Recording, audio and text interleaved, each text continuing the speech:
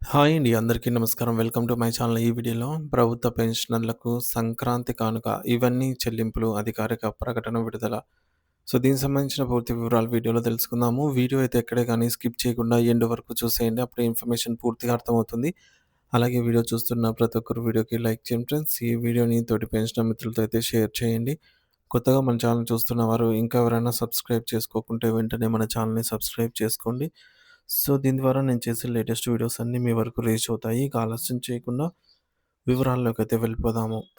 Friends, ఇక విషయానికొచ్చినట్లయితే పెన్షనర్లు ఎంతో కాలంగా ఆశగా ఎదురుచూస్తున్న కరువు భత్యం డీఏ పెంపుపై ప్రభుత్వం ఎట్టకేలకు ఒక కీలకమైన మరియు తీపి కబురును అందించింది. తాజా గణాంకాల ప్రకారంగా పెన్షనర్లకు మరియు ప్రభుత్వ ఉద్యోగులకు మరో 2% డీఏ పెంచేందుకు ప్రభుత్వం అన్ని ఏర్పాట్లు సిద్ధం చేసింది. ఈ పెంపు జనవరి 1, 2026 నుండి అమల్లోకి రాబోతుండడంతో ఇది పెన్షనర్లకు నూతన సంవత్సర కానుకగా మారనుంది.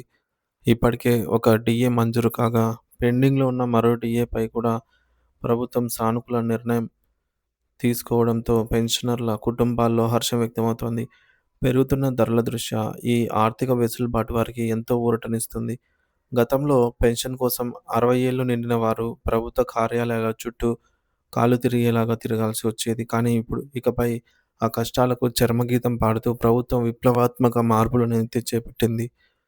వృద్ధులు ఎటువంటి ఇబ్బందులు పడకుండా నిర్ణీత గడువులోగా పెన్షన్ మంజూరు చేయడం ఇప్పుడు ప్రభుత్వ బాధ్యతగా నిర్ణయించారు. పెన్షన్ కోసం దరఖాస్తు చేసుకున్న వారికి కేవలం 15 రోజుల్లోనే అనుమతి వచ్చేలాగా సరికొత్త నిబంధనలను తీసుకొని వస్తున్నారు.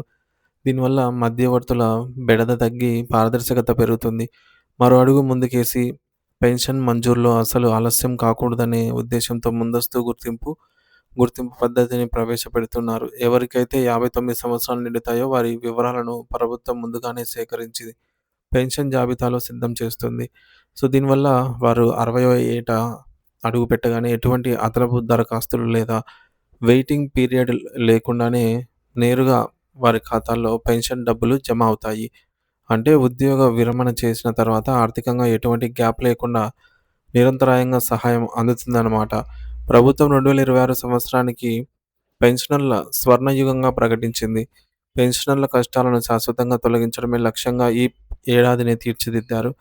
ముఖ్యంగా లైఫ్ సర్టిఫికేట్, జీవన్ ప్రమాణ్ సమర్పించడం వంటి పనుల కోసం సీనియర్ సిటిజన్లు ఎండలో, వానలో క్యూ లైన్‌లలో నిలబడాల్సిన అవసరం లేకుండా ఇంటి వద్దకే వచ్చి సేవలు అందించేలాగా ప్రత్యేక ప్రణాళికలు సిద్ధం చేశారు. బయోమెట్రిక్ లేదా ఫేస్ రికగ్నిషన్ టెక్నాలజీ ద్వారా ఇంట్లోనే కూర్చొని పెన్షన్ ధృవీకరణ చేసుకునే వెసులుబాటు కల్పిస్తున్నారు. సమాచారం మన పెన్షనర్లకు మరియు సీనియర్ సిటిజన్లకు ఎంతో విలువైనది. చాలా మందికి కొత్త నిబంధనల గురించి తెలియక ఇబ్బందులు పడుతూ ఉంటారు. కాబట్టి ఈ సమాచారాన్ని, ఈ వీడియోని మీ మిత్రులకు, బంధువులకు తప్పకుండా షేర్ చేయండి ఫ్రెండ్స్. ఈ మార్పులు పెన్షనర్ల జీవితాల్లో కొత్త వెలుగును నింపుతాయి అని అయితే ఆశిద్దాము. రాబోయే సంక్రాంతి పండుగ మన పెద్దలందరి జీవితాల్లో సుఖ సంతోషాలను తీసుకురావాలని మనస్ఫూర్తిగా కోరుకుందాము. ఇలాంటి మరిన్ని తాజా అప్డేట్స్ కోసం మన ఛానల్ సబ్స్క్రైబ్ చేసుకోకపోతే సబ్స్క్రైబ్ చేసుకొని ఫాలో అవుతూ ఉండండి. Thank you for watching this video.